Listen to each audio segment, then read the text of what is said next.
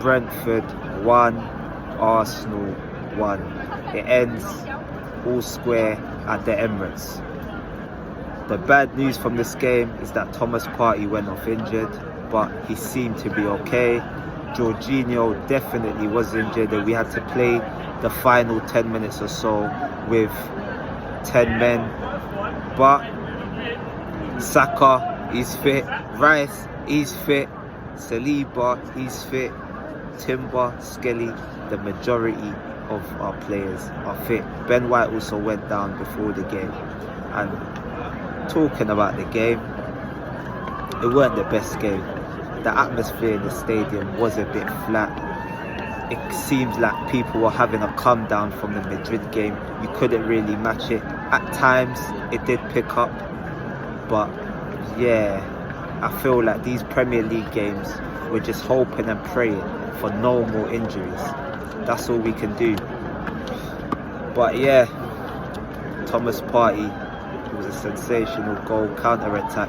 Declan Rice breaking away from a Brentford corner, and you're thinking, oh my days, play in, I think it was Ethan Nwaneri, or Martinelli, he didn't play him in. He kept driving towards the box, and then he played it at the perfect time, and Thomas Partey, great finish into the roof of the net. From that moment onwards, you're thinking, yep, there's only one winner in this game. Brentford didn't really look in the game. They looked a bit of a threat on the counter-attack, but they didn't really look too much of a threat. Us as well, we didn't really look like a threat either. It looked like it was going to end 1-0, so that goal was a breath of fresh air, to say the least. But Arteta made changes straight away after that goal, bringing on Saka, Miles Lewis-Skelly and Odegaard, and he took off, I think it was Kieran Tierney, I can't remember the other two players, but he made 3 changes anyway. And then Brentford got a goal not too long after those players come on. It was a corner kick, sloppy play. Brentford actually had a counter-attack as well. I don't know what was going on. The ball eventually found its way out to Nguemo, and Miles Lewis-Skelly took too long to get out to him. Finally got out to him, but the ball went out for a corner, and that's where the goal came.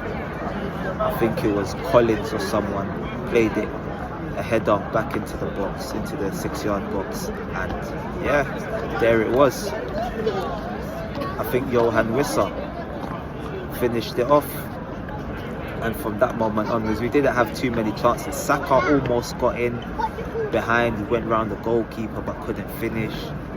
But apart from that, I think Saka had another chance. Yeah, there weren't too much to really scream home about, and in that first half there were just little chances created. I think Trossard might have had a shot saved from the edge of the box. But yeah, the problem with Arsenal, we always have the same problem. We don't take enough shots from outside the box, and that is our issue. We need to just start doing it. We saw Declan Rice's free kicks from outside the box, and that is probably the only criticism I have of Arsenal. They just don't shoot enough.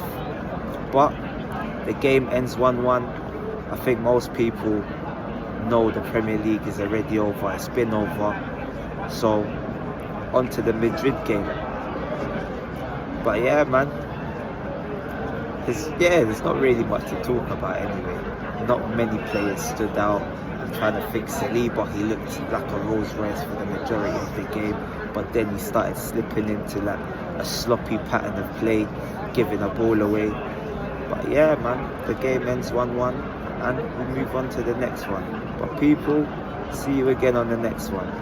Don't forget to like, share, comment and subscribe to the channel. I'm out. Bless.